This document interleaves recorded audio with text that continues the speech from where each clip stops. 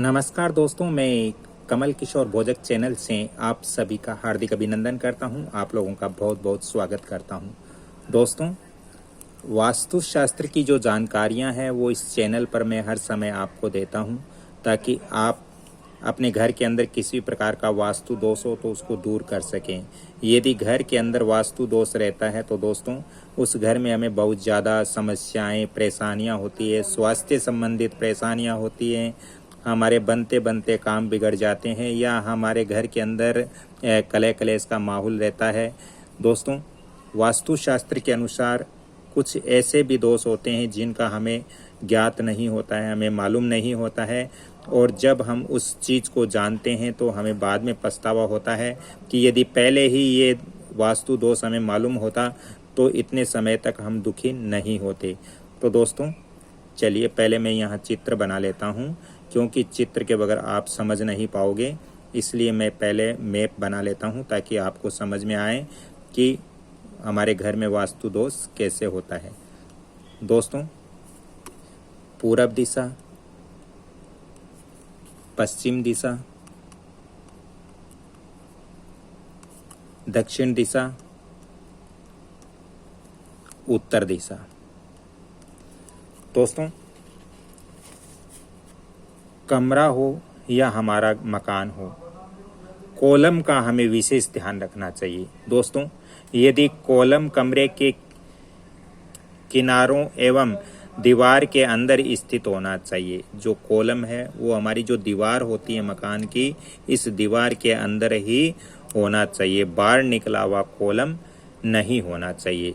जैसे यदि आपके यहाँ कॉलम है और वो कॉलम यदि दीवार के अंदर है तो वास्तु दोष नहीं लगता है, और यदि कॉलम दीवार से बाहर निकला हुआ है, जैसे ये मान लीजिए ये कॉलम है और ये आपके दीवार से बाहर निकला हुआ है, आपके कमरे में या आपके मकान के किसी भी भाग में ये कॉलम बाहर निकला हुआ है, तो दोस्तों इससे क्या होता है, इससे ये होता है कि जिससे वायु का निर्बोध प्रवाह हो सके। यानी अगर कॉलम हमारे दीवार के अंदर होगा तो इस कमरे में या इस मकान के अंदर वायु का जो वायु बाधित नहीं होगी और वायु अपना कार्य अच्छे से कर सकेगी।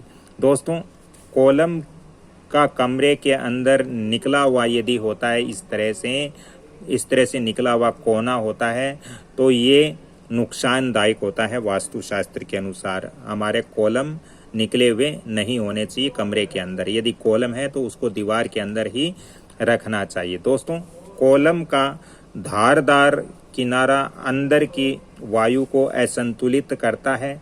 जितनी भी वायु होती है उनको ये जो धारदार कॉलम होता है ये यहाँ पर ये नुकसान करता है।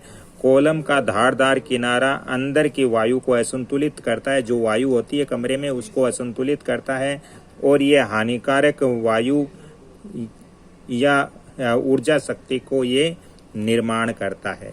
जो अच्छी ऊर्जा है उनको नष्ट करता है, और जो मकान या कमरे में या घर में जहाँ कहीं भी कॉलम है अच्छी ऊर्जा है उसको नष्ट करते हैं, और नेगेटिव ऊर्जा है उसको ये बढ़ाता है।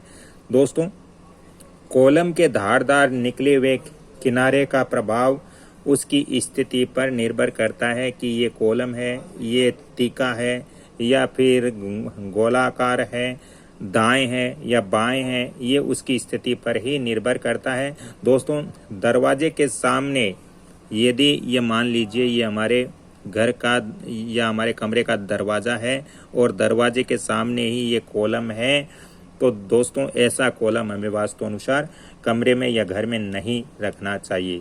मान लीजिए आपके कमरा है या आपका मकान है, कमरा है और कमरे के अंदर यहाँ पर ये जो दक्षिण पश्चिम दिशा है इसको हम नैऋत्य कोण कहते हैं, इसको नैऋत्य कोण कहते हैं, और ये नैऋत्य कोण के अंदर मान लीजिए यहाँ पर कॉलम है, यहाँ पर कॉलम है वो भी बाहर निकला हुआ है, दीवार के अंदर नहीं है, और यहीं पे यदि दाम्पत्य जीवन का बेडरूम यानी पति पत्नी का बेडरूम है, तो इससे क्या होगा, यदि ये कॉलम बाहर निकला हुआ है तो इस कमरे के अंदर ये जो कमरा है, इस कमरे के अंदर सकारात्मक ऊर्जाएं जो है वो नष्ट हो जाती है और नकारात्मक ऊर्जाएं यहाँ पर बहुत ज़्यादा हो जाती है, जिससे क्या होता है कि दाम्पत्य जीवन है वो यहाँ सुखी नहीं रह पाता।